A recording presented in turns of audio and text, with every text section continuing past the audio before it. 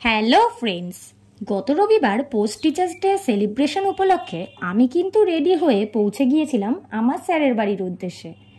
যেহেতু 5 সেপ্টেম্বর কারোরই টাইম হয়ে ওঠে না, তাই আমরা কিন্তু কেক টেক প্যাক করে ওই দিনই চলে গিয়েছিলাম।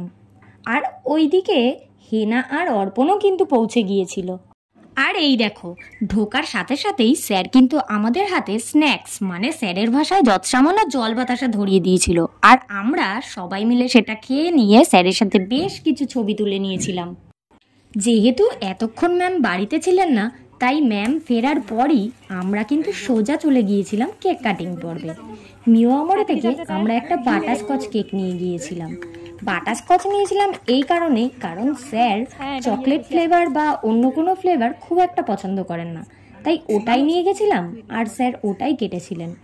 কেক কাটার টাইমে জানো তো একটা দারুণ সুন্দর ঘটনা ঘটেছিল আমাদের সামনে।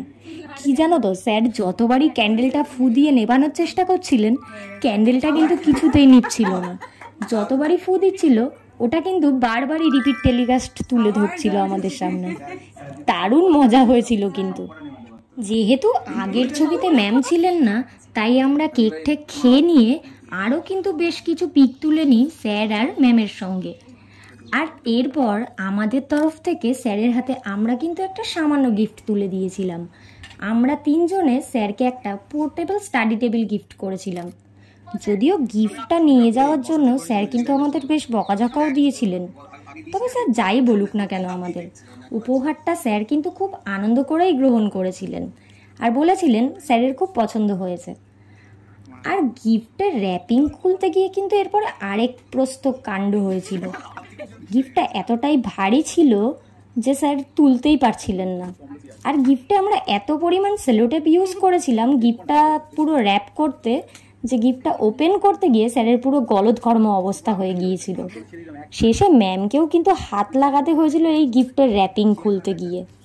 আর এরপর আমরা স্যারকে একটু গিফটটার পারপাস বুঝিয়ে সুঝিয়ে দিচ্ছিলাম আর কি।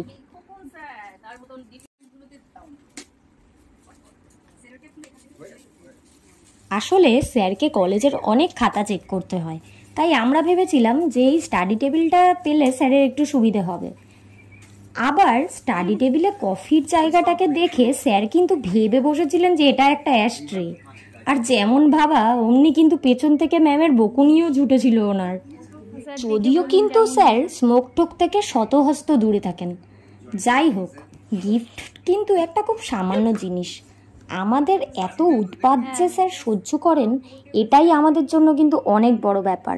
আসলে কি জানো তো, জীবনে সব কিছু চলে যাবে, কিন্তু এই সমস্ত স্মৃতিগুলো আমাদের সাথে কিন্তু সারা জীবন থেকে যাবে, যা আমাদের খারাপ সময়েও কিন্তু বেশ মন ভালো করিয়ে দেবে। হ্যাঁ, আপনি